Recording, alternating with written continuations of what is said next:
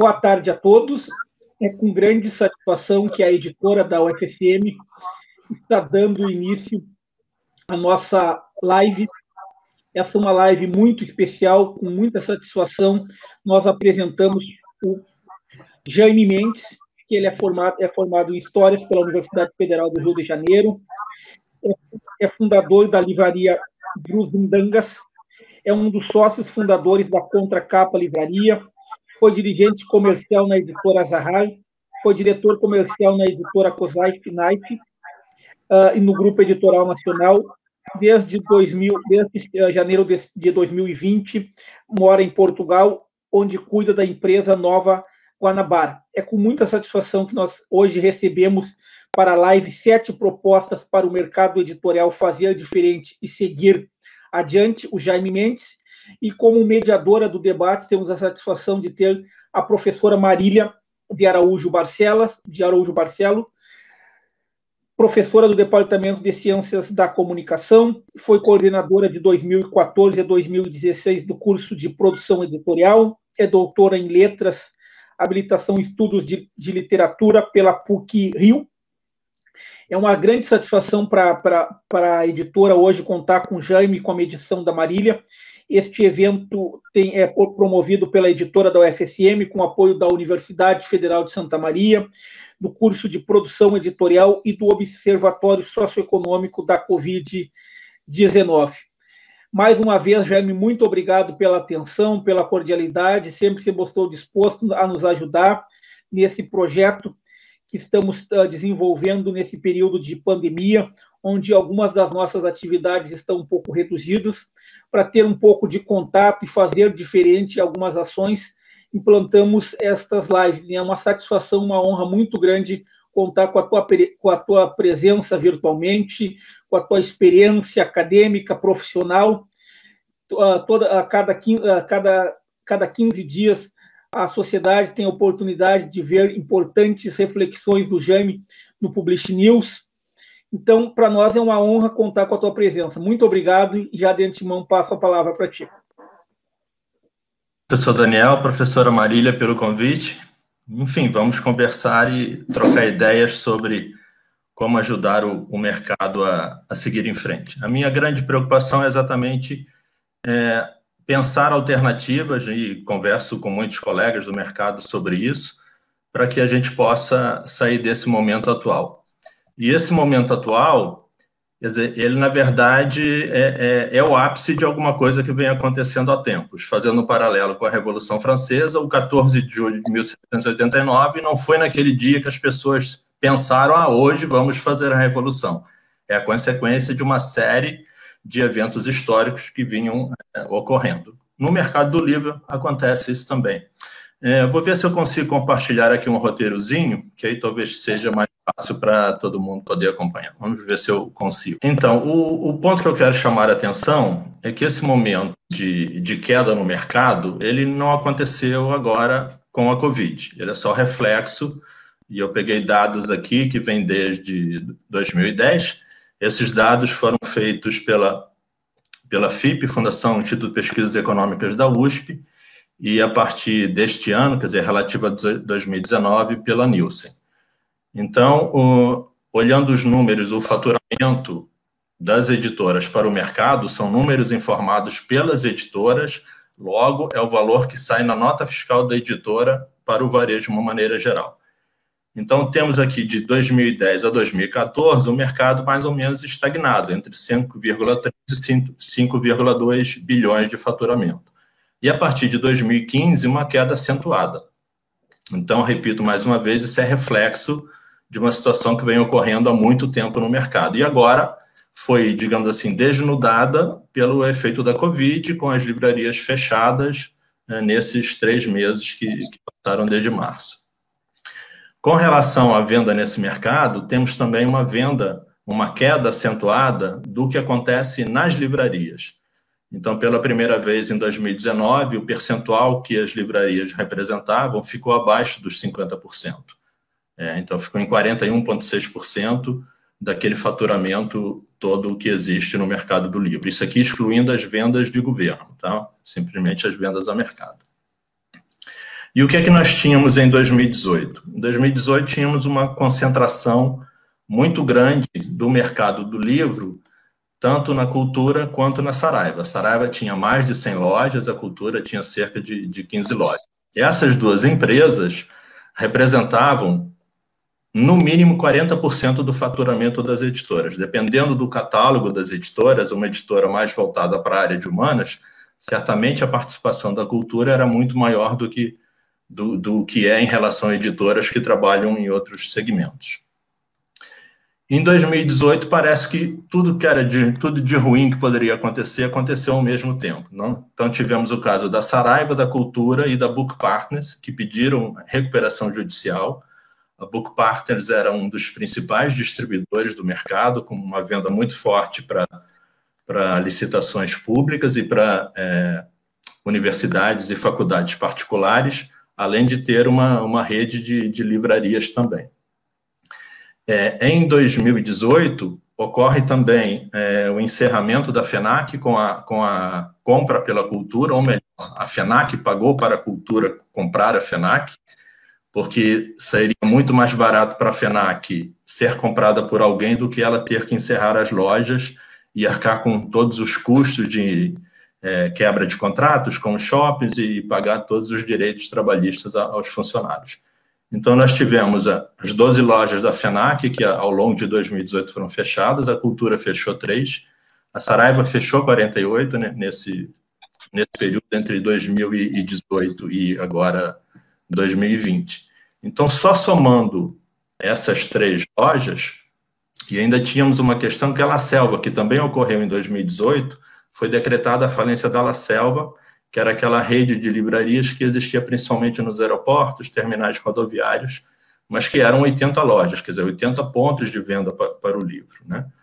Então, isso tudo somado, temos cerca de 143 livrarias. E das que abriram nesse período, entre 2018 e 2020, eu cheguei a uma conta de 33. Mesmo que fossem 40 ou 50, mesmo assim, a diferença seria gigantesca. E o que acontece com isso? Nós vamos ter falta de espaço para botar livro. Se você pensar numa estante de 6 prateleiras, quer dizer, numa prateleira cabem cerca de 50 livros, pensando aí numa espessura, numa lombada de 2 centímetros por livro, em cada estante são 300 livros que podem ser colocados. Se você pensar em uma loja que tenha 100 estantes, dá um número absurdo. Eu fiz um cálculo, dava 1.320.000 exemplares que não vão ter uma prateleira para chamar de sua. Esses livros vão ficar escondidos nos estoques. Então, isso causa um outro problema, que é a questão de onde vender esses livros. E a produção no Brasil, quer dizer, a produção, quando eu digo aqui, a produção de novos títulos, novos ISBNs. Então, por exemplo, nessa mesma pesquisa, se pode acompanhar aqui a produção de ISBNs, novos títulos, não são reimpressões, são a publicação de novos títulos, vamos falar da bibliodiversidade, que vem tendo uma queda muito acentuada também desde 2015, quer dizer, a gente já chegou a ter 21 mil novos títulos por ano, e o ano passado foram menos de 14 mil. Isso tudo traz um impacto também para as livrarias, para as editoras e para o leitor, porque a quantidade de títulos diferentes a ser ofertada é muito menor. E aí entra a questão de como comercializar isso tudo. Com tanta produção, mesmo sendo os 14 mil títulos, só com os novos títulos publicados em cada ano você conseguiria abrir uma livraria. Só que nenhuma livraria tem condições de comprar isso tudo, não tem dinheiro para comprar isso, esperar vender, e depois, mesmo não tendo vendido tudo, pagar a editora. Por isso que existe a questão da consignação. A consignação, assim, grosso modo, é um empréstimo que a editora faz para as livrarias e para os distribuidores. Então, esse livro fica na livraria e uma vez por mês, é a regra mais comum, mas quando tive livraria, eu tinha casos que eu fazia 2 acertos por semana, porque vendia bastante, e aí é uma questão de como você entende o negócio. Eu preferia acertar rápido, porque eu sabia rapidamente quanto eu teria que pagar daqui a 30 dias ou daqui a 40 dias, e eu tinha a reposição do livro. Então, se eu tivesse um exemplar só na loja, se eu o vendesse no dia 2 do mês, se eu fizesse o acerto da consignação só no mês seguinte, eu passaria 28 a 29 dias sem o livro na loja. Ao passo, e aí eu não o venderia de novo, ao passo que, se eu tivesse passado o acerto, eu receberia o livro de novo e poderia vendê-lo novamente.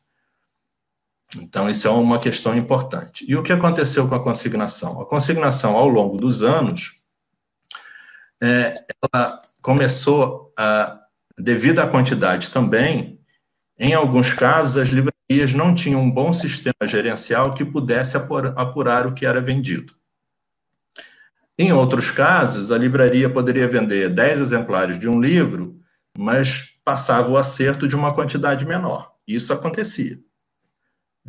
Então, as editoras, de alguns anos atrás, eu comecei a fazer isso em 2000, no ano 2000, na Zahar, nós começamos, a editora começou a pedir o acerto anual da consignação, que era isso, fazer a devolução física total da consignação, porque aí você conseguia apurar efetivamente o que tinha sido vendido.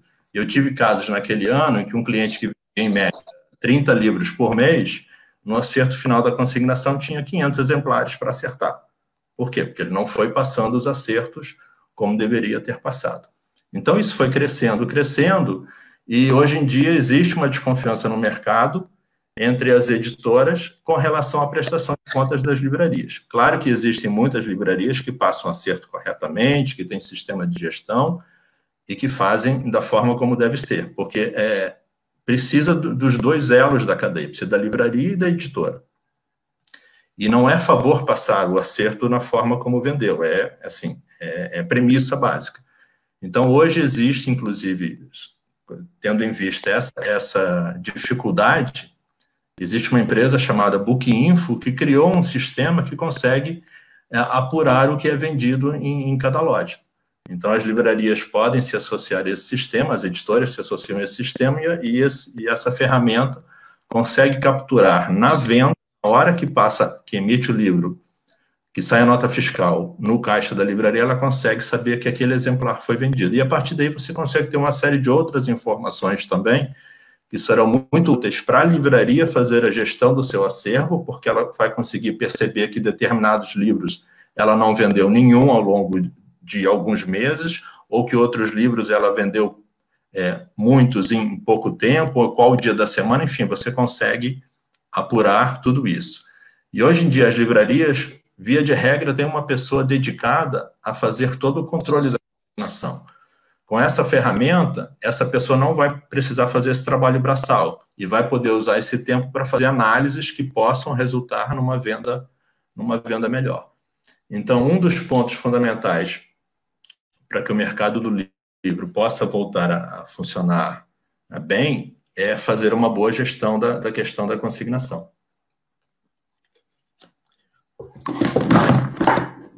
Desculpem. Um outro ponto importante que vem afetando bastante o mercado do livro, principalmente com impacto nas pequenas e médias livrarias, é a questão do desconto. Hoje em dia, as editoras passam desconto para as livrarias de acordo com o seu porte, com o seu tamanho, com a sua capacidade de vender. E é por isso que algumas livrarias ou as redes tinham um desconto muito maior. Então, as grandes redes de varejo, como o Saraiva antigamente, por exemplo, elas conseguiam impor descontos muito elevados, principalmente para as editoras menores. Sempre existiu uma questão de força entre quem é maior e quem é menor. E o livro, no meu modo de entender, ele não tem escala para que você tenha descontos tão diferenciados. Descontos que, às vezes, podem ser entre 15% e 20% e 20 pontos percentuais de diferença. Então, pode ter uma livraria que receba com 35% de desconto para comercializar e uma rede de varejo que receba com 55%. Então, isso faz muita diferença. E sempre se tem o argumento que, mas eu vendo mais, então eu posso ter um custo menor ou ter um desconto maior. Não é tão certo isso, porque, na verdade, você não vai conseguir alavancar tanto assim a venda porque consegue botar o preço muito mais baixo. Quer dizer, livro não é refrigerante e cerveja, que você compra, se a cerveja tiver a R$2, você compra uma quantidade, se ela tiver 50 centavos, você vai comprar muito mais, porque em algum momento você vai ler. O livro não funciona assim, via de regra, não funciona assim. E se uma determinada rede de livrarias ou uma livraria já vende mais, o fato dela vender mais, ela vai ganhar mais, não pelo desconto que ela vai ter maior, mas pelo fato que ela já vai vender mais exemplares. Então, para você ter um mercado saudável, e essa é a minha visão, eu acho que se você precisa ter um mercado, um mercado do livro saudável, você precisa ter livrarias físicas, essencialmente. Elas é que são a base do mercado, e no meu modo de ver, são as livrarias físicas que vão conseguir alavancar a venda e criar alguns best-sellers, porque no Brasil nós temos casos de livros que vendem 500 mil exemplares por ano. Isso é fundamental para as editoras. As editoras que conseguem isso, elas conseguem uma folga para conseguir publicar uma série de livros e apostar muito mais na diversidade ao publicar, porque tem caixa para fazer esses investimentos. Uma pequena editora, se ela não tem o best-seller, a capacidade dela publicar novos títulos é muito menor. Então, isso impacta também a quantidade de livros que são publicados no mercado e a diversidade, o que é fundamental para uma sociedade democrática. Então, eu fiz aqui um pequeno exercício que, se você reduzisse o preço de capa em 20% e reduzisse o desconto que é dado para as livrarias, que é com 40%, o consumidor final, ele pagaria a mesma coisa, porque hoje uma editora sugerindo um preço de capa a 100, passa 50% para a livraria, e a livraria dá 20% de desconto para o cliente. Então, o cliente final compra por 80. Se a editora reduzir em 20% o preço do livro para 80, e o desconto de 50 para 40, e a livraria vender pelo preço de capa, o leitor vai pagar os mesmos R$80. Só que a livraria vai receber R$32 quanto os 30 que recebia antes. E com isso, tanto a livraria como o varejo em geral ganham mais 6,67% de margem entre os 32 e os 30 anteriores. Então, a questão do preço para o consumidor final, você ter o argumento que ele quer pagar menos, ele quer pagar menos se for uma coisa que lhe interessa comprar. Se você entrar em qualquer site, seja da Amazon, seja do Submarino, por exemplo, e jogar lá livros até R$10, você vai ter pelo menos 1.000 títulos. Mas você provavelmente não vai comprar a maioria do que está ali porque não te interessa. Você só compra alguma coisa para satisfazer uma necessidade, seja física ou seja psicológica. Então, se o livro não te interessar, ele pode custar R$1 que eu não vou comprar. Se ele custar R$20 e me interessar, eu compro. Se ele estiver a 18, claro, vou comprar, mas eu não vou comprar 2 porque está a 18, eu vou comprar um só que eu vou pagar menos. Então, o que acontece com a questão do desconto é que ele é muito ruim para todo mundo, inclusive para o leitor, só que o leitor não tem essa consciência, nem é papel dele ter essa consciência. O interesse dele é comprar o mais barato possível. Mas se você, com o tempo, não ajudar o pequeno comércio local, e isso agora ficou muito visível na questão da pandemia, os shoppings estavam fechados, né? Mas os pequenos comércios ficaram abertos. Então, o comércio local é fundamental. E as pequenas livrarias são fundamentais para a saúde do mercado.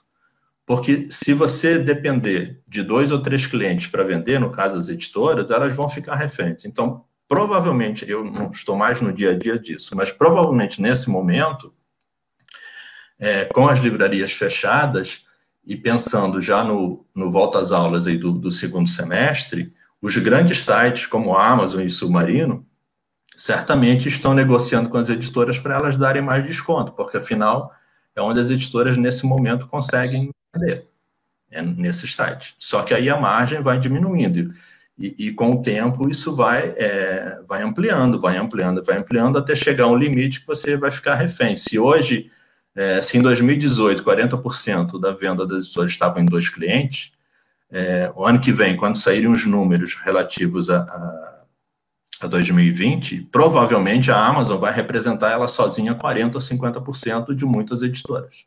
E isso é muito perigoso. Qualquer concentração é muito perigosa. E como você pode ter disso? O e-commerce, claro que é fundamental você ter alternativas. Só que o mercado do livro ele é muito lento na tomada de decisões. Para vocês terem uma ideia, até a entrada da internet, ou do e-commerce em 1995, por exemplo, o mercado do livro ficou comercializando o livro do mesmo jeito durante mais de 500 anos.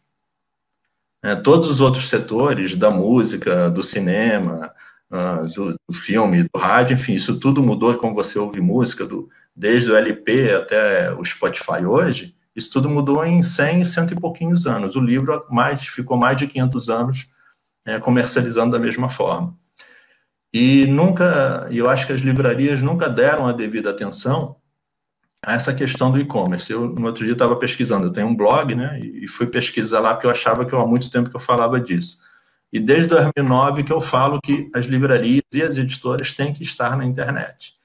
E estar na internet não é a questão de vender com desconto. Estar na internet é você possibilitar ao seu cliente mais um canal de contato. Então, se hoje, assim como as editoras hoje entregam o livro no formato papel, se existe o formato e-book, o EPUB, elas devem entregar no EPUB. Se existe o audiolivro, os livros que sejam passíveis de serem passados para o audiolivro, porque você deve oferecer para o seu cliente as possibilidades que existem. Ele vai escolher a que melhor lhe adequar.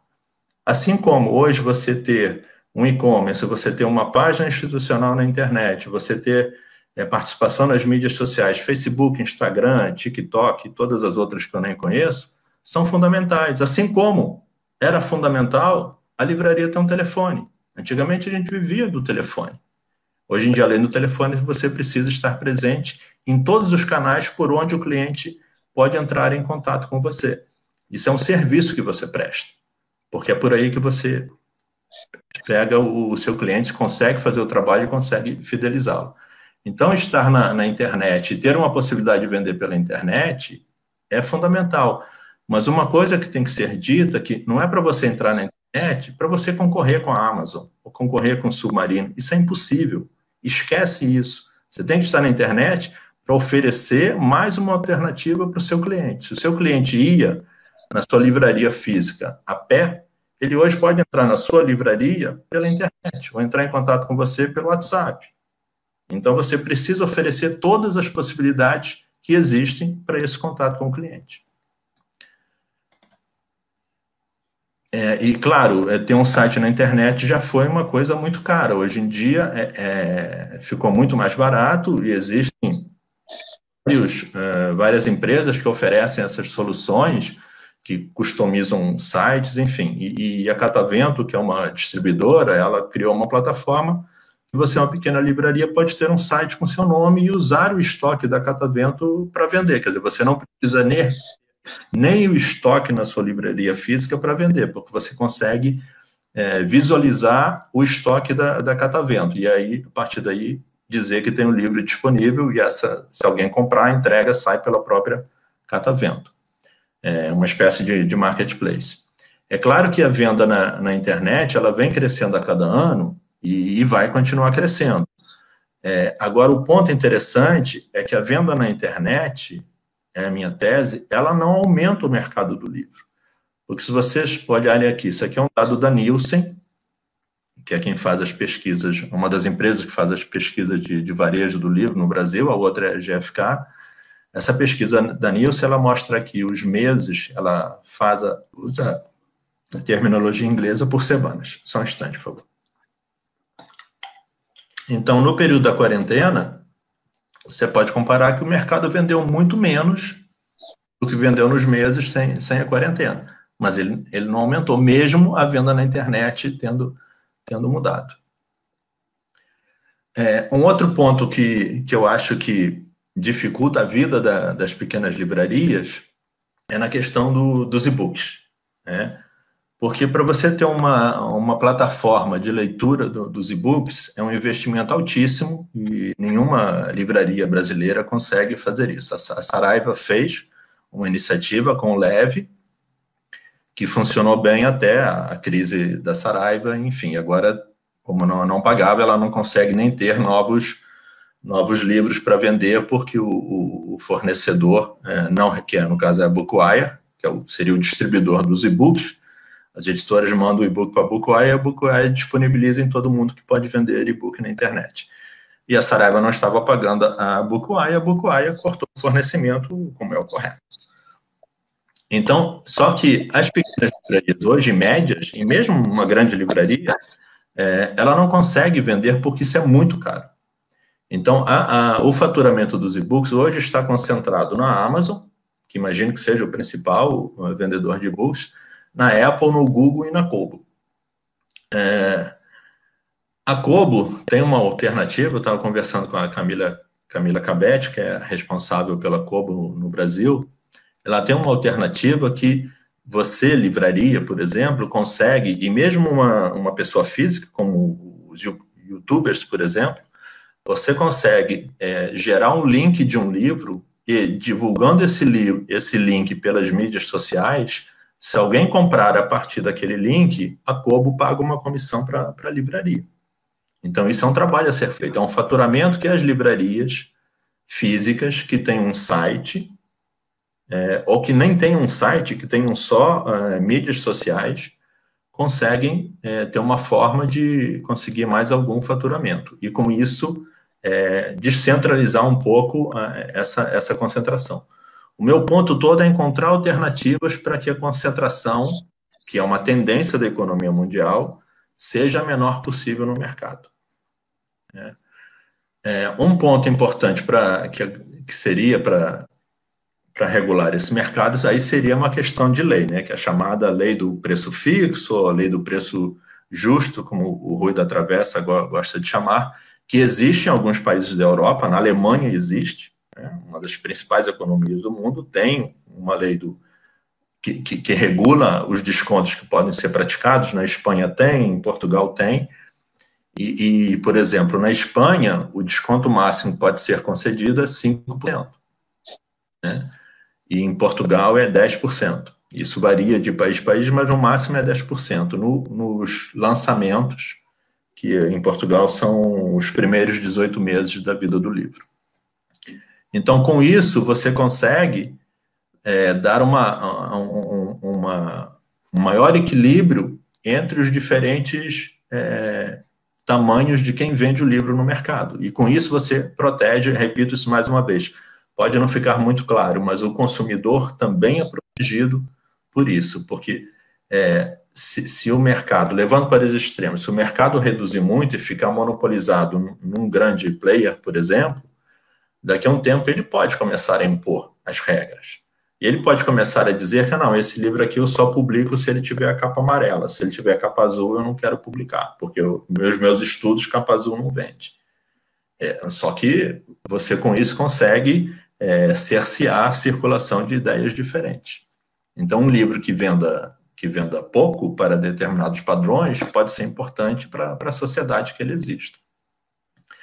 E cada vez mais é necessário que se use no mercado a tecnologia. Hoje em dia, felizmente, já temos ferramentas que possibilitam isso. Então, na questão dos metadados, quer dizer, que são as informações sobre os livros que precisam ser entregues para cada livraria, para que ela possa colocar isso no seu sistema e aparecer para venda.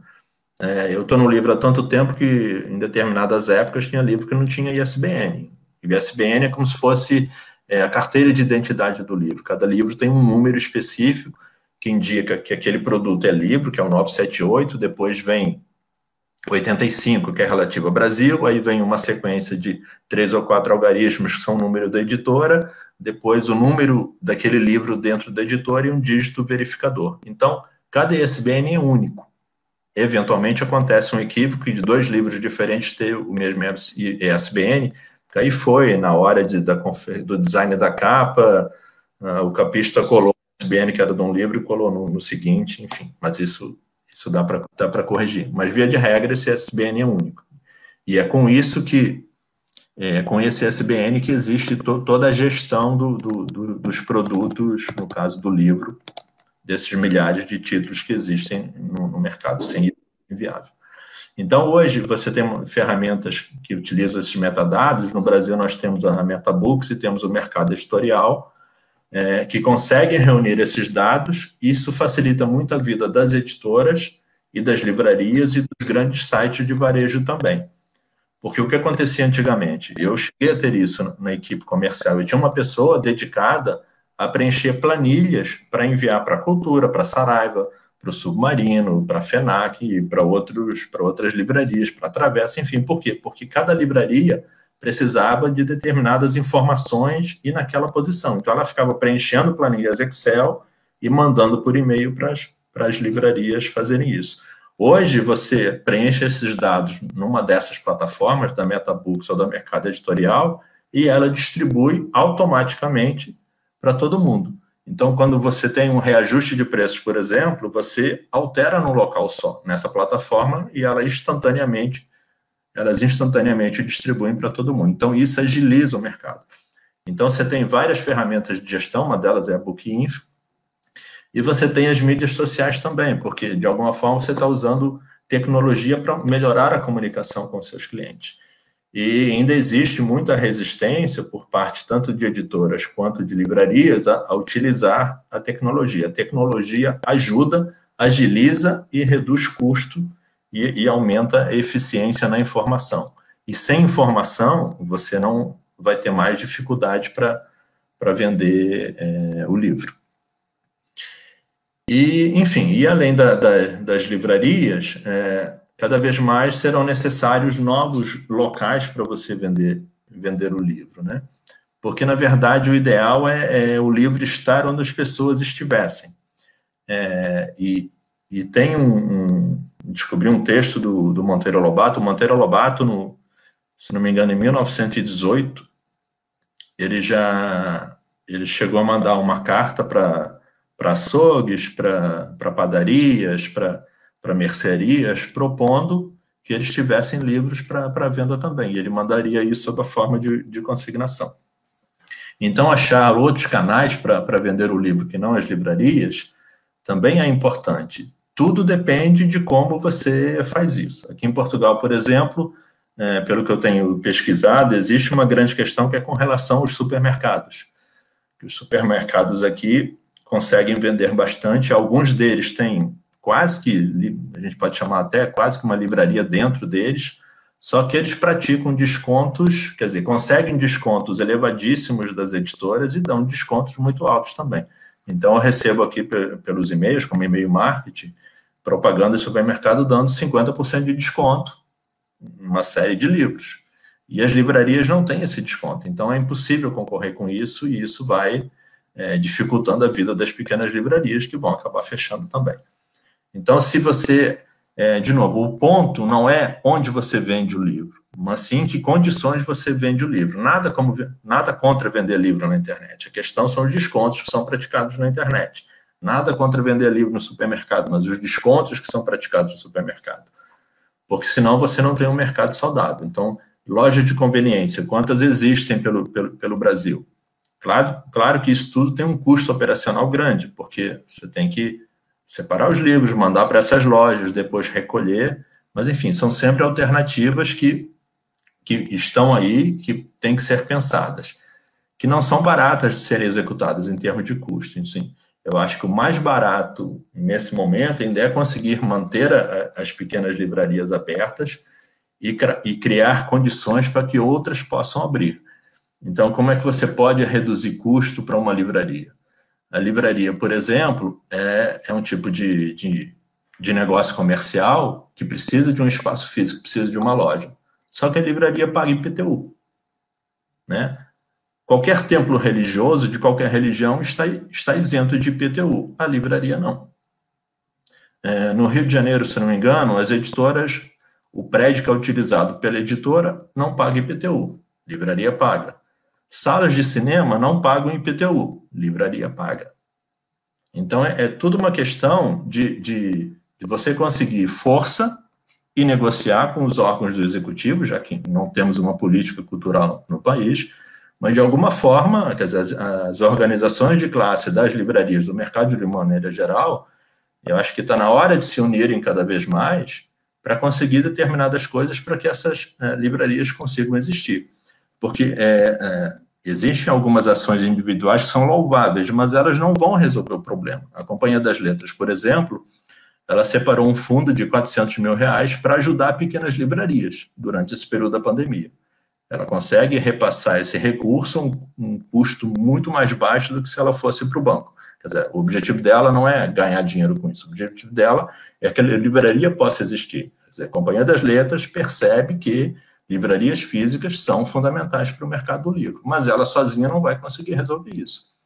Então, você precisa ter ações em conjunto. E eu lembro aqui de um caso de como trabalhar em conjunto é mais fácil de trabalhar de forma isolada. Em 1747, o Diderot, ele foi denunciado pelo pároco lá da cidade dele por um livro que ele tinha escrito. E ele foi julgado, condenado e preso. E os livreiros se juntaram e conseguiram soltá-lo. Sabe sob qual argumento? Porque o Diderot é que cuidava da enciclopédia, que estava sendo publicada naquele período. E os livreiros falaram que, com o Diderot preso, a enciclopédia ia parar de ser publicada. E isso traria um prejuízo muito grande para a economia nacional. E ele foi solto. O trabalho em conjunto funciona. É isso. Estou à disposição para perguntas, tirar dúvidas no que eu puder ajudar. Agora, deixa eu só ver como Olha que legal, né? Como é que eu tiro esse compartilhamento. A gente já não está vendo. Eu gostaria... Ah, tá, já saiu, que bom. Já Professora Marília. Né? Então, boa tarde a todos e todas. Jaime, com essa sua maneira didática, como eu já comentei contigo, de explanação, com exemplos, né? Terminando, então, lá com o século XVIII, nos lembrando dessa questão do livro, trabalhando da mesma maneira há 500 anos, né? Mas é a mídia, uma das mídias, pelo menos, mais antigas que nós temos, né? Então, temos que respeitá-la. E um pouco, a partir da sua fala, as perguntas que surgiram, elas trouxeram alguns assuntos, né, que tu já discorreste, muito em torno do desconto abusivo, né? E a gente percebe aqui pela participação que nós temos professores, alunos, egressos, editores, pessoal do comércio também de livros, né, assistindo.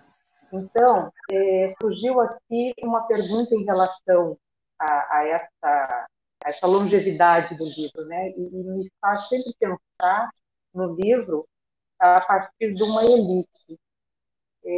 O Paulo Moregola perguntou o seguinte: ele comentou aqui a questão da consignação, dos descontos abusivos, igual à situação atual do mercado. E complementou dizendo, então, que isso dependeria da valorização do livro. Né? Então, traz um pouco essa condição que tu colocaste, que nós temos hoje, e como o livro se expõe. E aí eu acrescentaria, antes de fazer a próxima pergunta aqui, eu acrescentaria assim, o quanto, como é que tu vês a mídia livro em meio a tantas outras possibilidades de consumo, de entretenimento, como as mídias sociais, a TV, né, a parte televisiva, o próprio audiobook, né? Como é que tu vê o livro impresso mediante tudo isso? E depois eu vou fazer a perguntinha, então, do Júlio Silveira. Dá um tempinho para eu responder. Está sem som. Está me ouvindo ou não? Agora sim. Eu acho que a grande disputa do nosso tempo não é entre as mídias, seja ela o livro, a televisão, o rádio, enfim, o cinema, é pelo tempo. Porque, na verdade, o tempo ele é cada vez mais escasso frente à quantidade de opções que nós temos. Então, por exemplo, eu, há 2 anos atrás, eu ia para o trabalho de metrô, quando eu morava no Rio de Janeiro, trabalhava no centro da cidade. Então, eu pegava o metrô, demorava ali 30 minutos. E eu ia lendo, ou vendo o Facebook no celular, ou lendo alguma notícia. E o que aconteceu? Eu estava lendo muito menos livros. E eu passei, não, vou passar a ler o livro no metrô. Enfim, resumindo, no ano eu li 52 livros.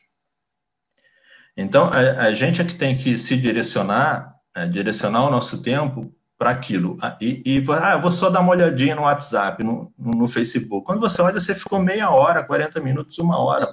Muito rápido, porque uma coisa vai puxando a outra.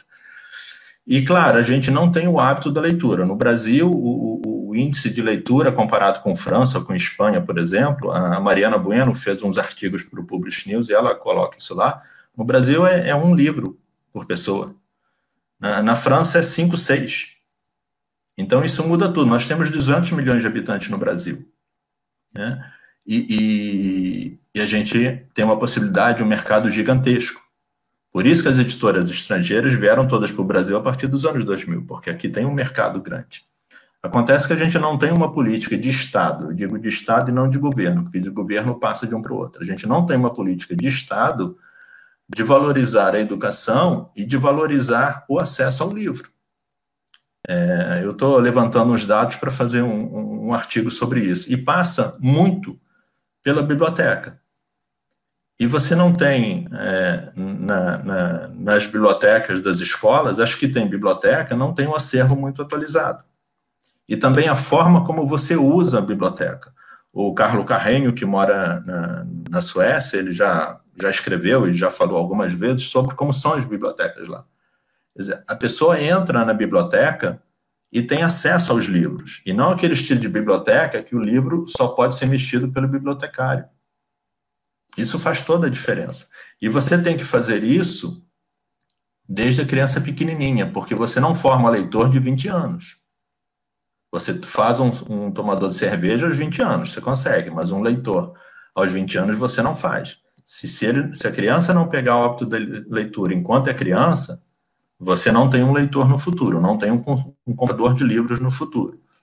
Então, por exemplo, a minha primeira livraria fora da faculdade, que foi em 92, a Contracapa, em Copacabana, ela ficava no 3º andar de uma galeria comercial. Não tinha nem janela para a rua e quase não tinha gente que passava na livraria, porque o 3º andar eram basicamente antiquários. Então, a quantidade de pessoas com antiquários é muito pequena.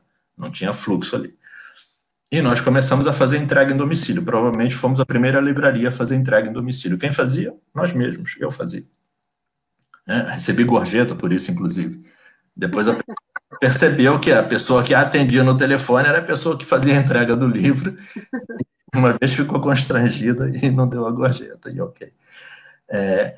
Mas eu tinha, nessa livraria, eu tinha livros infantis. Apesar das crianças não irem na livraria, os adultos que iam na livraria, alguns tinham filhos. Então, eu oferecia a possibilidade de eles comprarem livros para os filhos. E se você formar uma criança, criar o hábito nessa criança de leitura, ela será um leitor até morrer. E ainda pode passar esse hábito para outras pessoas.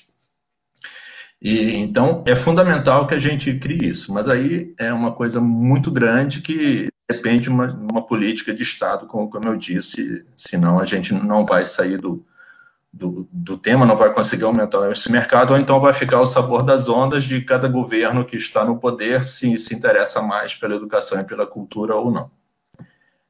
E isso existe em outros países, como aqui na Europa, agora nos apoios, inclusive, você vê que França, o apoio que deu às livrarias, enfim, é muito diferente, ou a Alemanha, do que existe no Brasil, infelizmente. E o outro ponto, em relação ao preço, né? Na verdade, o que é caro, o que é barato, depende muito da sua percepção. Então, por exemplo, o que é que tem ao lado de qualquer faculdade nesse país, no Brasil? Ao lado de qualquer faculdade tem um bar, sem exceção. Então, o aluno, ele diz que acha R$40 caro por um livro, se ele comprar um livro por mês, R$40, mas ele toma 5 cervejas ali no bar, a R$8 cada um, então aos R$40. Então, a cerveja para ele tem um valor. o livro para ele, não. Eu não consigo dar R$ 400 num tênis, mas eu pego R$ 400 e compro de livro. Um tênis de R$ 400 para mim não tem esse valor, não vale os 400. Para outras pessoas vale.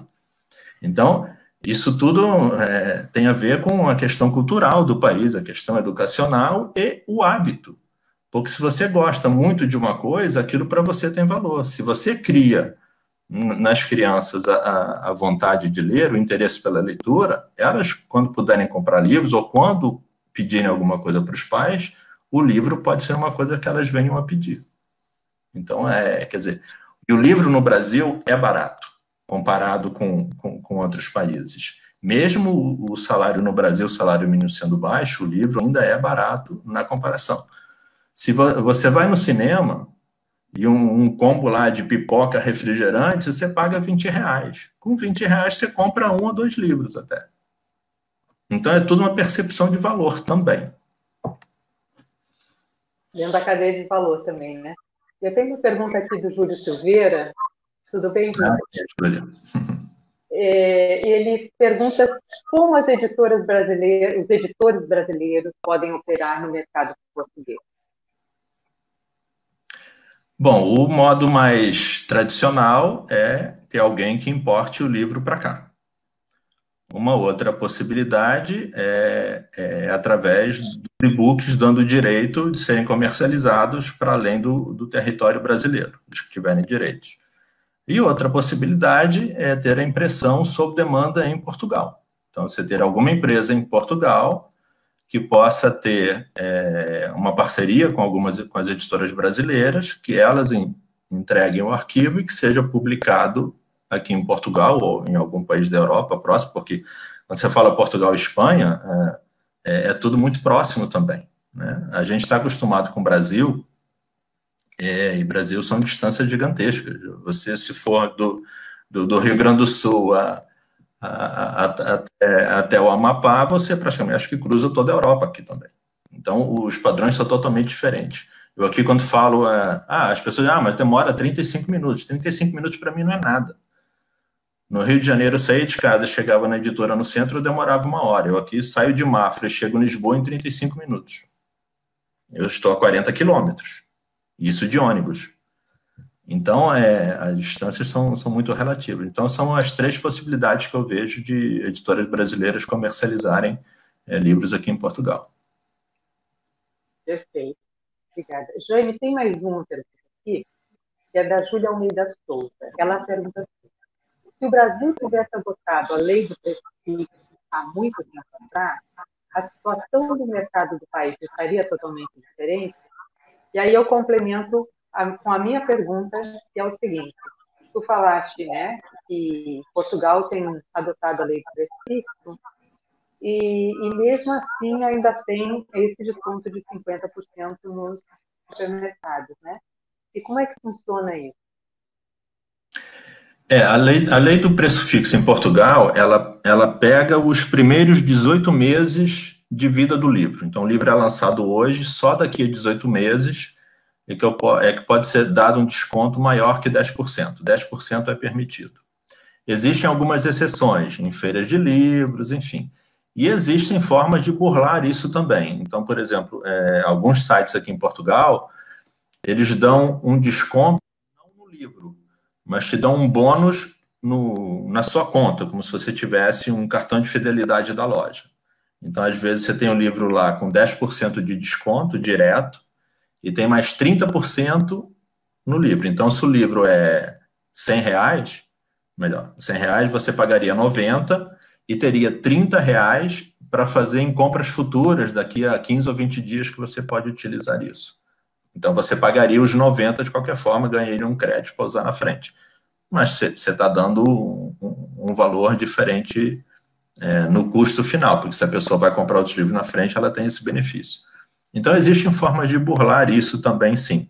Na Espanha, pelo que eu tenho lido, é muito mais rígido. Eu hoje estava lendo até um artigo, alguém comentando da questão dos descontos, que a Bertrand chegou a ir para a Espanha, mas que voltou atrás, porque lá a lei do preço fixo funciona mais. A Bertrand é a rede de livrarias aqui de Portugal e também é a livraria mais antiga do mundo, que existe, quer dizer, em atividade, desde 1732. E depois do terremoto de Lisboa está no mesmo endereço, quer dizer, depois de 1755 está no mesmo endereço lá na Rua Garret, se não me engano, acho que é 38, no centro de Lisboa. Então, a lei do preço fixo, sim, se tivesse implementada no Brasil, provavelmente essa concentração que existiu em 2018, que foi o ápice, ela não teria existido tão forte assim. Na verdade, nenhuma dessas situações que eu comentei de forma isolada resolve. Na verdade, acho que é sempre um conjunto de questões que podem melhorar a situação do mercado. Mas a lei do preço fixo no Brasil, ela existe essa discussão há muito, muito tempo. Tem mais de 10 anos, talvez mais de 15 anos. O próprio SNEL, que é o Sindicato Nacional dos Editores de Livros, já foi contra e hoje em dia é a favor. Tem uma fala do presidente do SNEL, o Marcos Pereira, lá na página do SNEL, tá? Tem essa entrevista lá, que eu até reproduzi num post, que chegou a um ponto, a questão dos descontos no varejo, na internet, que não faz mais sentido. Realmente não faz mais sentido, porque isso não é bom para o mercado como um todo. É curioso, eu lembrei agora que em 2005, aproximadamente, dois economistas, o Fábio Saet e o Jorge Forne, escreveram um livro sobre a produção e comentaram também um livro que saiu pela Libre, né, sobre o desconto do livro, e eles chamaram a atenção da dificuldade da supervisão desse tipo de legislação. Né? Você concorda com isso? Um território como o Brasil, controlar o preço do livro seja fixo?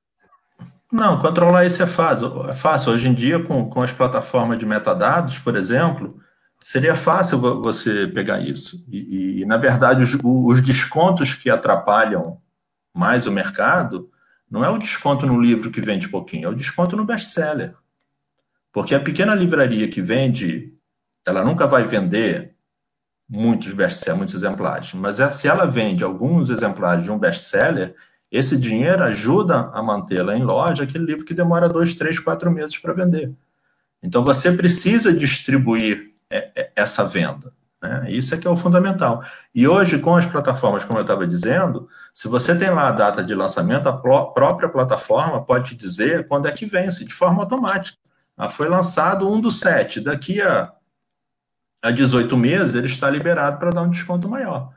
E você controlar isso, na verdade, no Brasil até existe uma lei, que é a lei da concorrência, né? de regulação da concorrência, que eu sempre mandei para livreiros que reclamavam que editor, o site tal estava dando um desconto muito grande no livro que eu vendia, só que eu não estava dando desconto extra.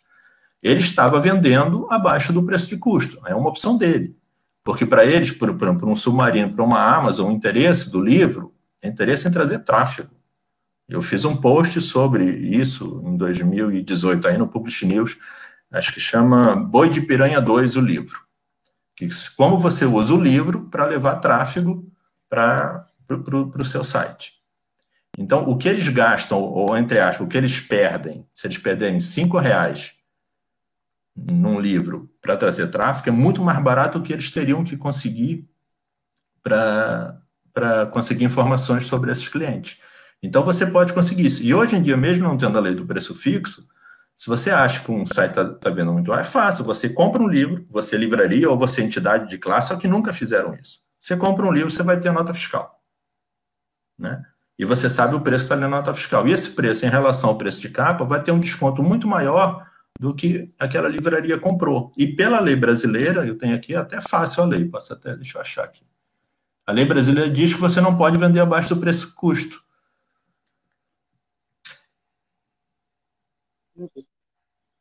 Essa questão toda não vou conseguir achar fácil agora. Mas existe essa lei de mandar. Só que nenhuma associação de classe até hoje fez isso. Você pega a lei e entra na justiça. Por quê? Não quer ter trabalho? Existe lei para isso também. Só que às vezes é mais fácil ficar reclamando, quer dizer, colocando as dificuldades que existem no seu negócio nos outros e não olhar, muitas vezes, para o seu próprio umbigo. Então, assim como qualquer comércio, se você ficar atrás do balcão com a barriguinha encostada no balcão, e não conseguir trazer o cliente para o seu negócio, você não vai ter negócio. E a mesma coisa na internet. Só o fato de você ter um site não quer dizer que as pessoas vão te achar, porque o que mais tem na internet são sites. Você vai ter que investir muito na internet para que aquele post que você fez no Instagram ou no Facebook, ele alcance outras pessoas, porque o Facebook não... Se você tiver 1.000 seguidores, os 1.000 seguidores não vão ver o seu post. Um percentual muito pequeno desses 1.000 é que vão ver. E mesmo assim você vai ter que pagar. Então, estar na internet implica em investimento também. E precisa fazer, não é só botar o dinheiro, você tem que saber como fazer. E aí é mais custo. Então, é uma situação difícil de mercado, existem soluções no mercado, mas as pessoas têm que querer fazer isso e têm que aprender com o que passou. Porque a gente trabalha com produto livro, que é uma ferramenta que essencialmente transmite conhecimento ao longo do tempo. Mas a maioria das pessoas que trabalham no mercado do livro não leem pouco, e ainda sobre a história do livro, menos ainda. Então, aprende com as experiências passadas, para ver o que deu certo e o que não deu, e tentar fazer diferente. Né? O Jeff Bezos, quando abriu a Amazon, ele entrou na Associação de Livreiros Americanos e foi lá nos congressos, foi aprender. E ele aprendeu lá e colocou muita coisa em prática. Está lá no livro A Loja de Tudo, uma publicação da Intrínseca. Quem não leu, eu recomendo, por exemplo. Jaime, bom, eu queria te encaminhar uma pergunta aqui da nossa colega aqui da editora, a Daiane Frigo. Ela pergunta o seguinte: se nos países onde tem o preço fixo, existe alguma concentração de vendas ou ela é segmentada em diversos canais? O que eu conheço agora de perto é Portugal. Em Portugal existe sim, mesmo com a lei do preço fixo, existe a concentração de vendas. Então aqui o mercado é dominado pela UC, que é o site do Grupo Porto Editora, que também é dono do Grupo Bertrand e que tem o site da Bertrand. Então o e-commerce é dominado pelo site da UC, pelo site da Bertrand e pelo site da FENAC. A Bertrand tem 55 lojas físicas aqui em Portugal continental e as ilhas, no caso Madeira e Açores, e a FENAC, se eu não me engano, tem cerca de entre 30 e 33 lojas físicas também. São os grandes grupos. O grande grupo é Almedina, que tem cerca de 10 lojas e um site também. São os principais players aqui do mercado em Portugal, além dos supermercados, que eu ainda não consegui achar a informação sobre quanto representa a venda do supermercado em Portugal, mas eu sei que é grande. Então, a lei do preço fixo, ela não inviabiliza a concentração, mas ela dificulta um pouco. O que aconteceu em Portugal é que, em relação ao Brasil, o Brasil está muito mais adiantado do que em Portugal no que se usa na internet, por exemplo. Eu acho que o mercado livreiro no Brasil é muito maior e muito mais profissional do que aqui em Portugal. A concentração aqui é maior. E as pequenas livrarias aqui, o que eu tenho entrado nos sites e tudo, a maioria delas não tem um site de e-commerce, às vezes tem só o site. E mesmo os sebos também não tem site, como alguns têm no Brasil. Então, isso não inviabiliza. Agora, se você vai para a Espanha, por exemplo, claro, é um país que tem 5 vezes a população de Portugal, são quase 50 milhões, Portugal tem 10 milhões. Já um mercado muito mais robusto, muito mais profissional. Eu, no outro dia, entrei num site da Espanha, procurei um livro e o site me mostra quais as livrarias que têm esse livro, né? E se o tem já disponível para entrega ou se pode encomendá-lo. Quer dizer, existe uma plataforma dos órgãos do livro na Espanha que consegue fazer essa gestão. E isso é uma ferramenta interessante. Então, uma pequena livraria, eu só não comprei o livro porque o que ele ia me custar o livro custava 20 euros e ia me custar 10 euros para trazer da Espanha para cá. Então, a metade era só em frete, hein? Eu deixei para lá por enquanto. É verdade. Olha, eu gostaria de ler 2 das perguntas que fizeram aqui, que são dos meus alunos.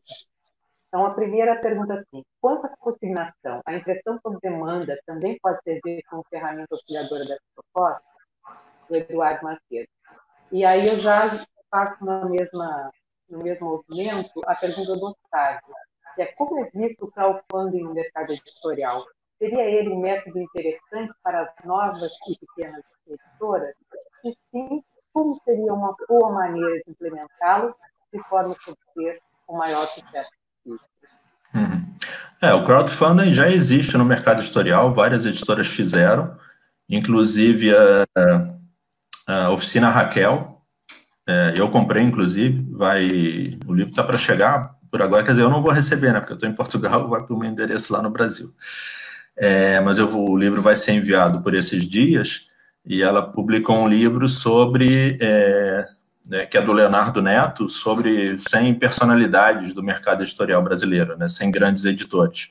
E foi no sistema de crowdfunding, exatamente. Quer dizer, as pessoas pagaram antes e o livro foi visível e foi publicado.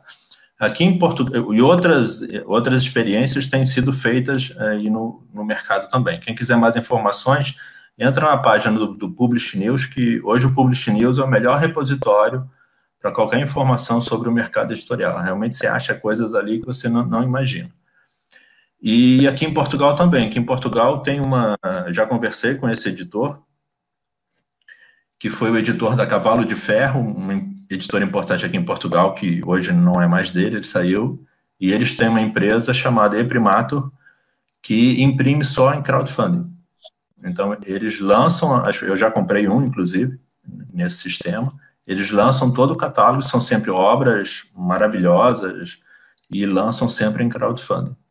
E tem funcionado, já tem um catálogo de cerca de 100 títulos, e assim, só clássico.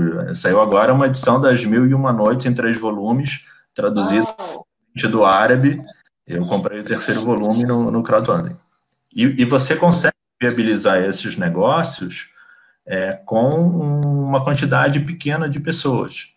Você não precisa de 1000 exemplares para viabilizar o negócio. Às vezes, com 100 e poucos, 200 vendas, você consegue viabilizar um negócio editorial.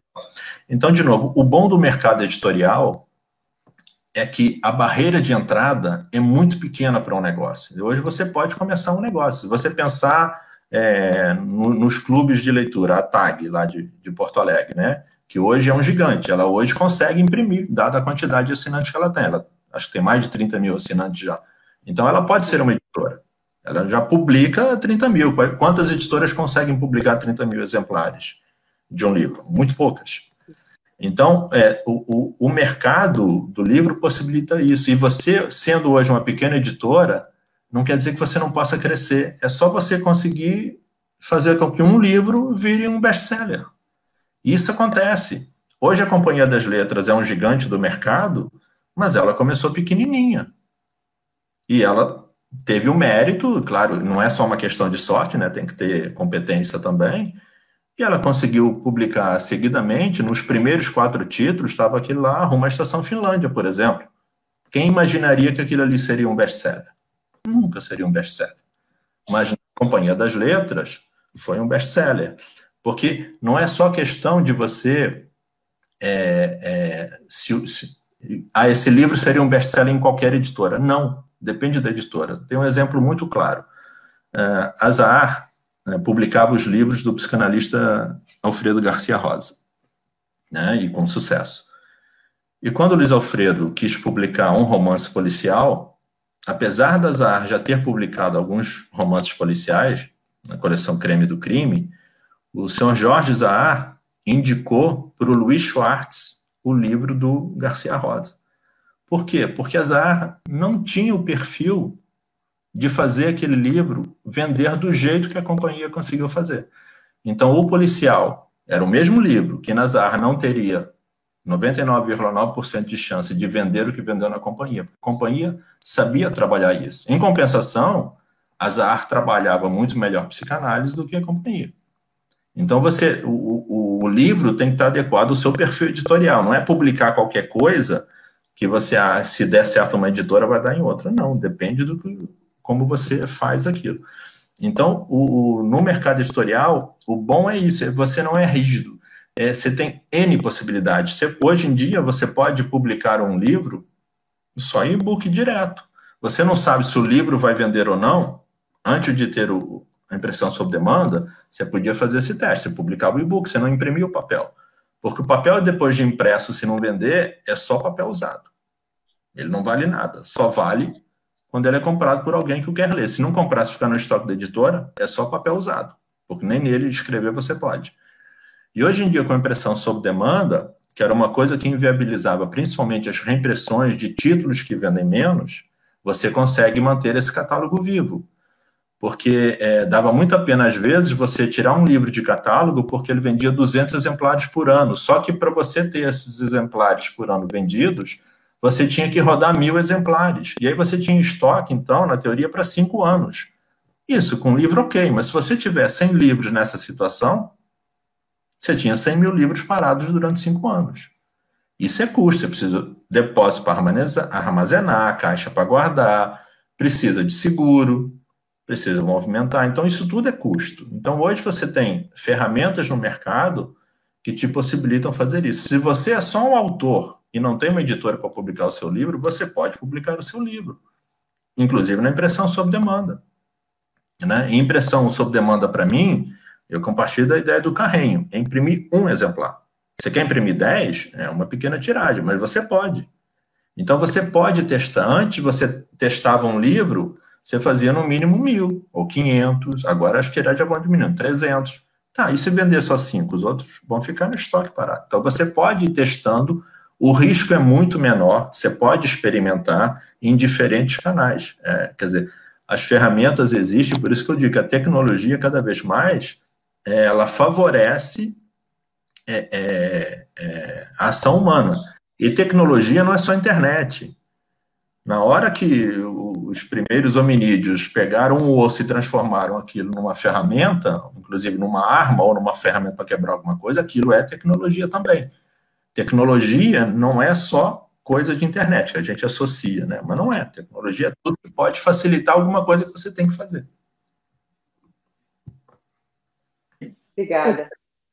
Tudo bom? Com licença, Marília, te fazer 2 perguntas aqui do pessoal aqui da editora, uma do Gilberto e uma da Shane. A primeira pergunta do Gilberto é se mais ou menos já respondeu, mas vou perguntar igual, se a impressão de livros sobre demanda pode ser uma alternativa para pequenas editoras enfrentar a crise e como é esse processo em Portugal.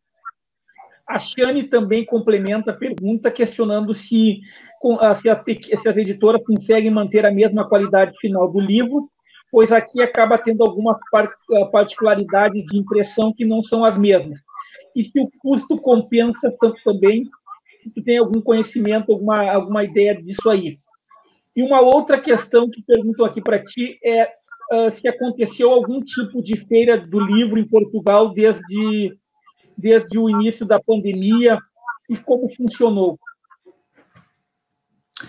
Bom, começando pelo final, as feiras do livro em Portugal, elas aconteceriam em final de maio, início de junho. Elas foram adiadas. A Feira do Livro de Lisboa vai para a edição número 90 e, a princípio, está marcada agora final de agosto até metade de setembro, assim como a Feira do Livro do Porto. São as 2 mais importantes. Nesse momento, em Braga, que é uma cidade do norte de Portugal, depois do Porto, está acontecendo uma feira do livro virtual. Quer dizer, você tem toda a divulgação pelas mídias sociais e existe uma plataforma onde as livrarias que estariam presentes fisicamente na Feira do Livro, elas estão virtualmente. Então, você pode comprar os livros de forma virtual. E existem vários debates e várias palestras pelo Facebook também dessa feira. Então, hoje você pode fazer isso. Eu estou em Portugal, vocês estão em Santa Maria e tem gente de vários estados no Brasil nos ouvindo. A internet possibilita isso. Na questão da impressão sob demanda, não dá para... Na hora que você precisa imprimir um exemplar, ele certamente precisa custar um pouquinho mais caro do que se você tivesse impresso 1.000 exemplares. Porque o grande custo na impressão de um livro é o custo de gráfica, ou melhor, o tempo necessário para que chama o tempo de máquina para ajustar a impressão, ajustar as cores, a tonalidade, mais vermelho, menos vermelho, mais isso, mais aquilo. Então, o tempo que você gasta para ajustar a máquina para imprimir 1.000 exemplares é o mesmo preço que você gasta para ajustar a máquina para imprimir 10.000 exemplares. Por isso que o custo unitário numa tiragem de 10.000 exemplares é menor que o custo unitário numa tiragem de 1.000 exemplares. Mas isso só é verdade, no final, se você conseguir vender os 10.000 exemplares. Porque se você faz 1.000 exemplares e não vende os 10.000, você vende 500, o seu prejuízo será muito maior. Você vai gastar mais para pagar. Eu estou falando do custo unitário. Por isso que imprimir um livro, via de regra, tem que ser um pouco mais caro do que o preço que você tem no mercado. Mas se ele é um livro esgotado, ele tem um preço diferenciado. Por exemplo, eu andava muitos anos atrás do livro do Lucian Ferbere sobre a história do livro, né? E ele estava esgotado, era uma edição do Citec, e eu pesquisava na estante virtual e eu só conseguia achar em 3 lugares. Tinha um em Fortaleza, esse eu lembro. E cada um custava, assim, era a partir de R$300. Assim, não comprava. A Edusp publicou há 1 ano e pouco, 2 atrás, então o preço estava, eu já comprei, é o aparecimento do livro do Lucian Ferbere. Então, sim, quando a coisa não existe, ela tem um preço diferente do que quando tem muita oferta. Então, a impressão sob demanda, ela funciona assim. Claro que você pode imprimir pequenas tiragens, ao invés disso. Você é uma pequena editora e você tem 10 pontos de venda para esse livro que se interessam por esse livro. Você pode rodar 10 exemplares. Ah, muito bem. Você pode rodar 10 exemplares que o preço unitário deles, lá na gráfica, vai ser menor do que rodar um exemplar. Então, precisa fazer conta para achar o custo adequado e o valor adequado para a venda. Assim, para o consumidor final, a diferença não vai ser de 10 para 20, vai ser de 10 para 12, 11,50, 13. Quer dizer, uma coisa razoável que é viável para um produto que não existe. E isso é fundamental, a impressão sob demanda ela é fundamental para que os catálogos persistam. Porque, como eu já falei, era muito doído você ter que tirar um livro de catálogo porque ele só tinha 200 pessoas interessadas nele por ano. Claro, e esse interesse é porque as pessoas o descobriram, né? Porque o livro também não vende, às vezes, porque ele não está exposto, ele não é encontrável. Se você pensar num site na internet, aqui na parte do seu computador, quantos títulos você vai ver? 10, 20, 30 títulos. Aí você entra numa livraria e você olha para uma estante, você identifica de cara ali, você consegue ver 50, 60, 100, fácil, ou numa mesa de exposição. Por isso que a livraria física é tão importante para a exposição do livro. Porque o livro no estoque da editora, como eu já falei, ele não está visível e ele não vale nada. Ele só vale a partir do momento que alguém o compre. Enquanto isso, ele parado lá é só custo. Então, a impressão sob demanda é a saída, sim, para a bibliodiversidade, para você manter essa diversidade, essa variedade, e você manter os catálogos vivos. Enfim, disponível, né? Você manter a informação disponível para quem a procurar. E aí você precisa encontrá-la. Para encontrá-la, você precisa da internet e você precisa principalmente de uma plataforma que reúna todos esses dados. De novo, volto a falar lá da MetaBooks e da Mercado Editorial. Então, para você ter visibilidade, é você conseguir ter isso. Porque, e se você tem dúvidas, é só perguntar. Se os gigantes usam essa ferramenta, é porque é bom. A B2W agora usa a plataforma da MetaBooks. A Amazon, mesmo sendo a Amazon, usa a plataforma da MetaBooks e da Mercado Editorial. Então, se você é uma pequena livraria e não tem acesso a essas plataformas, assim, está na hora de ter acesso. E elas são baratas e, se não me engano, a Mercado Editorial deve ter algum plano até gratuito. Eu não tenho certeza disso, mas é questão de conversar com os dois. Porque você precisa da informação. Por exemplo, como é que eu, nos anos 90, sabia dos livros? Eu ia no ônibus para casa lendo o catálogo de editora. Era assim que eu sabia dos livros. E eu tinha muito colega livreiro que me ligava, você sabe quando é que é o livro tal? Porque eu fazia isso. Hoje em dia eu não preciso mais fazer isso, até porque nem existem mais esses catálogos das editoras, porque dada a quantidade de publicações, isso é um custo. As plataformas hoje substituem essa informação. Você tem a informação a uma digitação, e antes isso não era possível. Então, de novo, a tecnologia ajuda o mercado. Perfeito. Eu gostaria... Se eu não respondi alguma coisa, me pergunta de novo. Foram várias perguntas, eu acabei não anotando aqui. Daniel, eu gostaria de perguntar para vocês dois, né? Daniel e Suzane.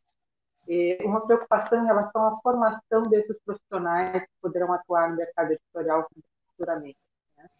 Que tipo de formação vocês imaginam que ele precise ter para atuar no mercado? De uma forma bem ampla, se vocês quiserem falar. Né? Você estava comentando agora, Jane, sobre a questão dos metadados, né? Então, assim, quem é esse profissional que está nos bastidores desses metadados? Né? Isso aí é um mercado de trabalho, futuramente, o profissional da computação, por exemplo, ou da letra? Sim, para os metadados, eu estava ouvindo uma entrevista do Ricardo Costa, que é o responsável pela MetaBooks aqui no Brasil, ele falando que na Alemanha existem editoras agora que tem uma pessoa direcionada especificamente para preencher os metadados. Porque o metadado, ele não é uma coisa estática, né? Ele precisa ser adequado. Então, por exemplo, digamos agora toda a questão do racismo. Se num determinado livro não tivesse lá uma informação que esse livro, em alguma forma, abordava a questão do racismo, ele não apareceria numa pesquisa sobre racismo. Digamos que um autor acabou de ganhar um prêmio. Esse livro antes não tinha essa referência que esse autor ganhou um prêmio. Você pode ir lá e colocar que esse autor ganhou um prêmio. Porque, na verdade, o que existe no mercado, e isso serve para as livrarias, né? As livrarias, com raríssimas exceções, elas organizam os livros da forma que é mais fácil para a gestão dela livraria, e não pensando no leitor. Então, vou dar um exemplo. Aqui em Portugal, tem uma autora que eu gosto, que é a Raquel Varela, que é uma historiadora, e que tem muita parceria aí com o Brasil, inclusive.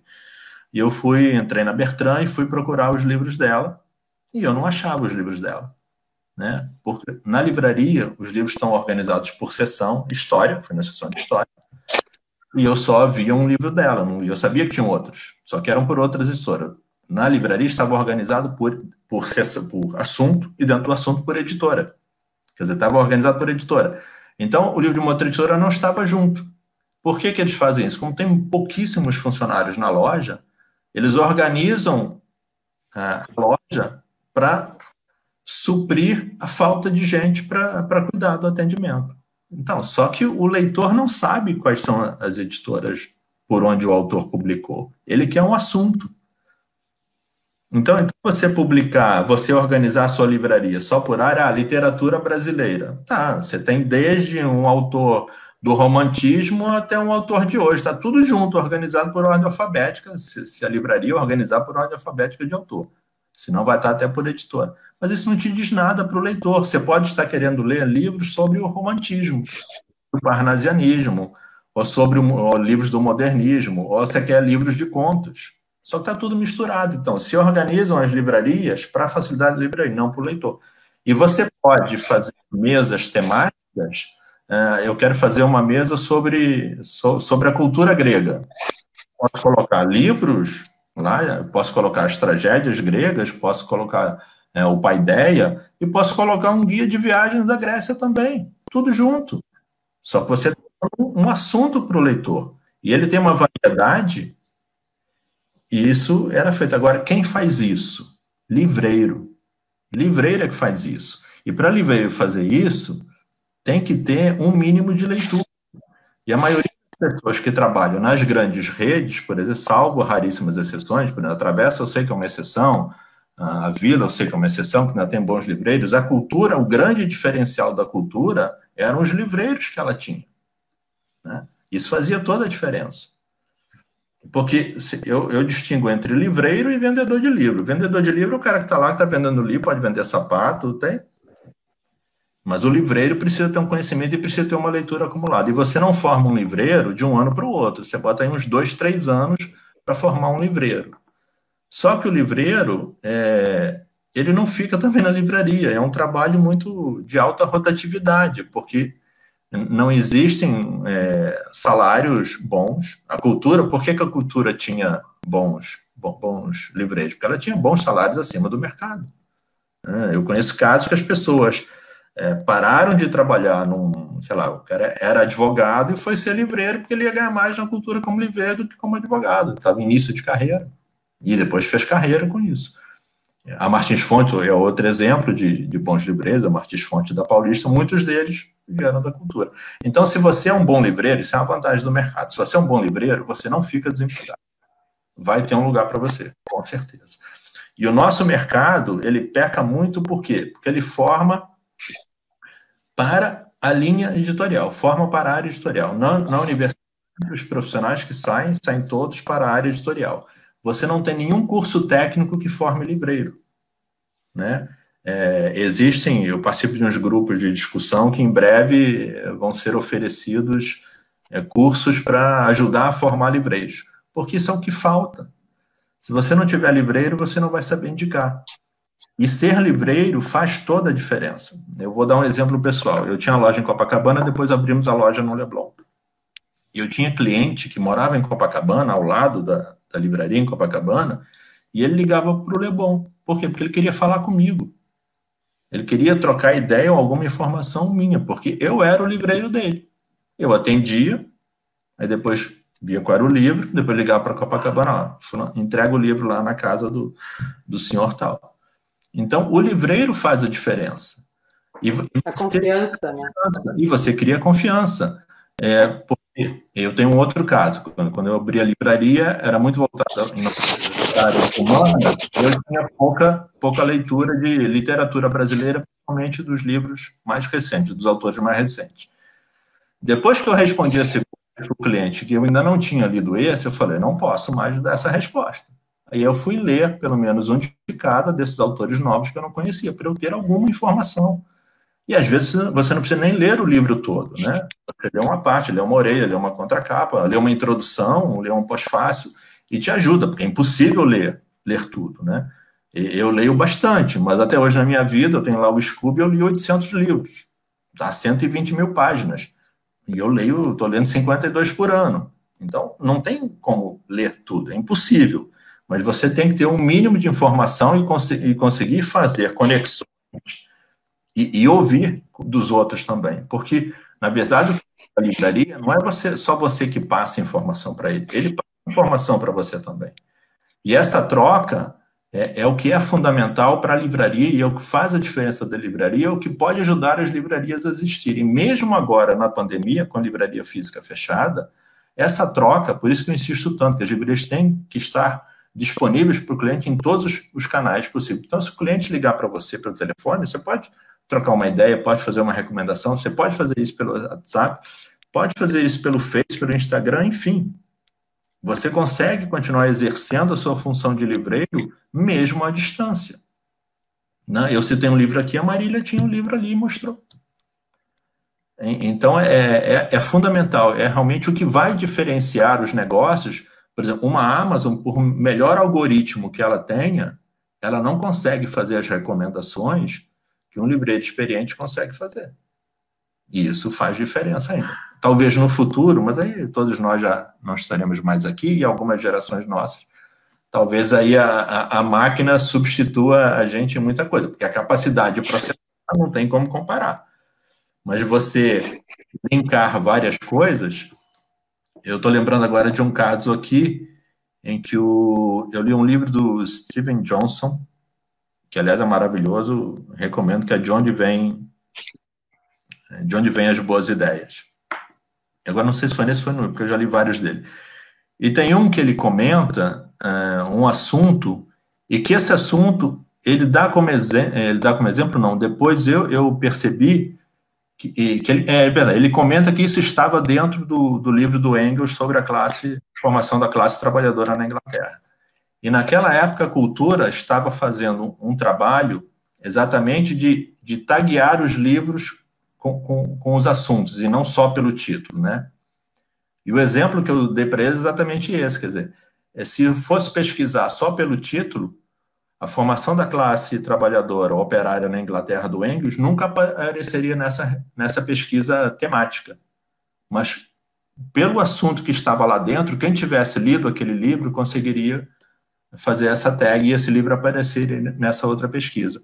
Então, e isso o algoritmo ainda não consegue fazer, a não ser que alguém tagueie. E para taguear isso, ainda tem que ser uma pessoa de carne e osso. Então, ainda existe muito trabalho a ser desenvolvido pelas pessoas na área do livro e na comercialização do livro enquanto um produto também. Então, na verdade, assim, independente da formação, porque tem uma pergunta do Ronald Monteiro aqui, falando, né, que o trabalho com metadados ficaria a cargo do profissional formado em biblioteconomia ou ciência da informação. Na verdade, independe da formação mais do capital cultural. Exatamente. Não, e na verdade, hoje em dia você precisa entender o que acontece na internet, nas mídias sociais. Porque determinadas palavras, e hoje existem ferramentas para você saber qual é a palavra que é mais adequada para você chamar a atenção. Então, cada vez mais o conhecimento, ele é mais abrangente do que simplesmente uma formação acadêmica vai te dar. A formação acadêmica não vai te dar isso. Eu fiz faculdade de História. Eu não fiz nenhum curso de livreiro. Como é que eu aprendi o que eu acumulei? Aprendendo assim, na prática. Eu comecei na cooperativa da faculdade, em 81. Não entendia nada, fui conhecendo, aprendendo. Só que eu gosto de livro, e quando você gosta de alguma coisa, a sua tendência é você se aprofundar nisso e querer saber disso. Né? Claro que o curso de História me ajuda muito, mesmo trabalhando numa área comercial, que a princípio pode parecer incongruente, que é um cara de humanas trabalhando na área comercial, que faz conta, que faz desconto, que calcula margem. Como pode? Porque, na verdade, a área de humanas ela facilita, ela amplia a sua visão e a sua capacidade de argumentar. Porque eu consigo mostrar pela argumentação que, às vezes, mesmo tendo um desconto menor, é melhor do que se tivesse um desconto maior. Pode parecer loucura, mas é verdade. Né? Então, na verdade, não é a questão de ser formado em humanas, é a questão de você ter, ao longo da sua formação educacional, eu estou falando de ensino médio, ensino fundamental, disciplinas que te ajudem a isso. Então, por exemplo, aqui em Portugal, esse exemplo para mim é importante. No ensino fundamental, meu filho Pedro tem 12 anos. Ele tem cidadania.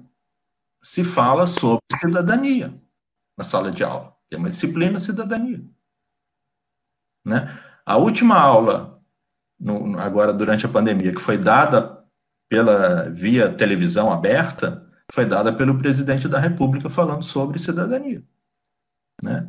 No ensino secundário aqui, que é o segundo grau, você tem, os alunos escolhem segunda carreira. Então, por exemplo, se ele quer fazer medicina ou engenharia, ele vai para a área de exatas e tecnológicas. Se ele quiser fazer humanas, ele vai para outra área. Se ele quiser fazer arte, vai para uma outra área. Por que isso? Porque eles partem do pressuposto, então, por exemplo, quem vai fazer medicina ou engenharia não tem mais aula de história, porque teve no ensino fundamental. O pressuposto é que no fundamental você tem o fundamental de todas as disciplinas que são necessárias para formar um cidadão. E depois você começa a especializar. Então, quem vai para engenharia tem muito mais carga de matemática, de química, de física, mas não tem história. Agora, o que é que eles têm sempre? Português, quer dizer, a língua materna, para você se expressar, educação física para cuidar do corpo, né, que é fundamental também, e filosofia, para aprender a pensar e argumentar. Isso é obrigatório para todas as áreas. Português, educação física e filosofia, no secundário. Então, eu tenho uma filha que fez aqui o 10º ano do secundário. Ela tinha filosofia. E tem livro indicado, um deles é sobre a questão da argumentação. Então, isso vem, se a gente quiser falar na cultura grega, é a ideia da paideia. Claro, a paideia lá era considerado cidadão, escravo não era cidadão. Mas, tirando isso de lado, é você formar um cidadão por inteiro. E por isso que só o curso universitário não vai te dar as ferramentas necessárias para atuar nesse mundo que vivemos, que é cada vez mais amplo, e você precisa de conhecimentos amplos, às vezes nem tanto aprofundados, e que em algum momento você tem que aprofundar. Então, uma mistura entre o geral e o específico. A gente vive hoje nesse mundo. Já foi só o cara, se você pensar lá nas guildas, nas especialidades, o cara era ferreiro, o cara era especialista naquilo, sabia fazer aquilo. Mas ele sabia fazer todo o processo do ferreiro ou do sapateiro, enfim, ele sabia fazer todo o processo. Hoje não, com a divisão do fordista do trabalho, você sabe colocar a fivela. E aí você perde muita coisa também. Então, por isso que ter uma educação ampla, quanto mais ampla for a sua formação, mais chances você tem de ser um bom profissional em qualquer área. No meu modo de ver. Isso aí. Daniel, você quer comentar alguma coisa a respeito disso? Eu concordo com quase tudo que o Jaime falou, 100%, na realidade.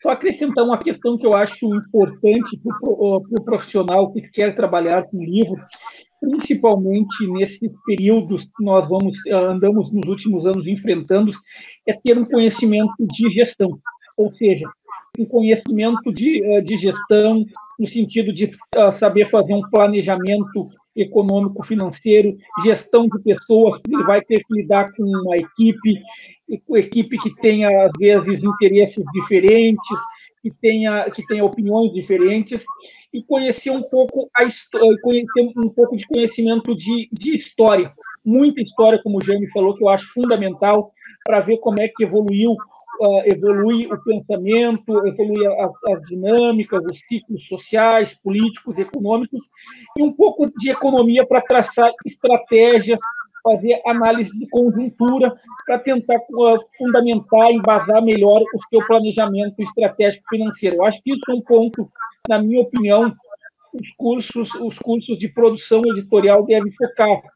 Eu sei que tu é uma das professoras que trabalha com essa parte, mas eu acho muito importante e respeito bastante esse trabalho que faz de trabalhar com o mercado editorial, análises, projeções. Eu acho que isso é um trabalho fundamental para o aluno que está em curso de produção editorial. Obrigada, Daniel. Na verdade, eu lembrei, enquanto vocês falavam, do discurso do Bourdieu, né, que ele comenta a importância entre o equilíbrio entre o bem simbólico e o bem de capital financeiro, né? Quer dizer, não adianta nem só um, nem só o outro. Tem que haver os dois andarem juntos e a gente conseguir concretizar, né, um bom negócio.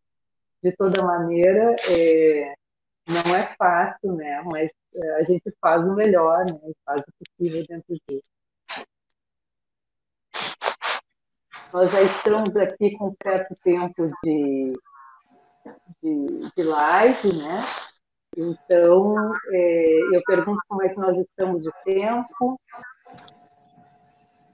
o término, o fechamento do nosso encontro de hoje. Então, Marília, gostaria de mais uma vez agradecer o Jaime pela palestra, pela aula que nos deu. Como eu reitero, que eu já falei no início, o Jaime, desde o começo, foi muito prestativo, nos ajudou bastante, se colocou à disposição.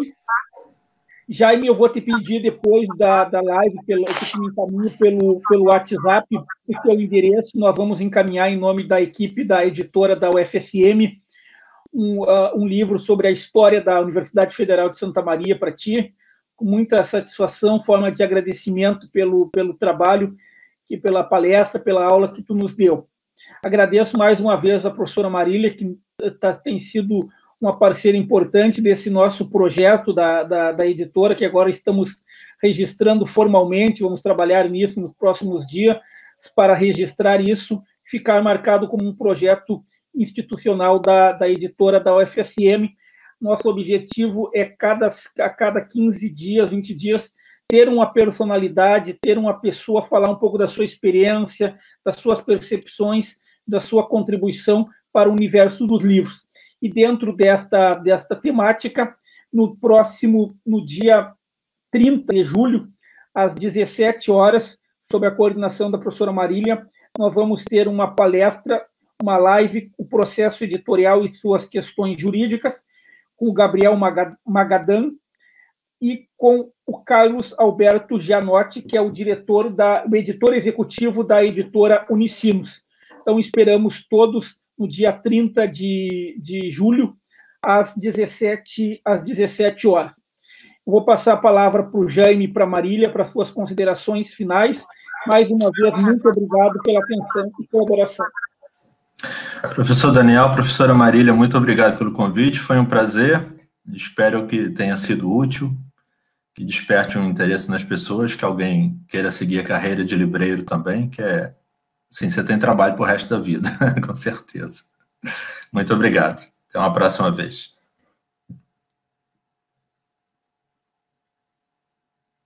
A gente está alinhavando, né? Que é um projeto que eu acho que tem tudo para dar certo e trazer muitas coisas boas, né? E Jaime Alemar, atendendo aí ao nosso pedido, né? Desse espaço para conversar sobre o mercado editorial. E certamente tem, além de nós três aqui, muita gente nos bastidores que fizeram a coisa acontecer.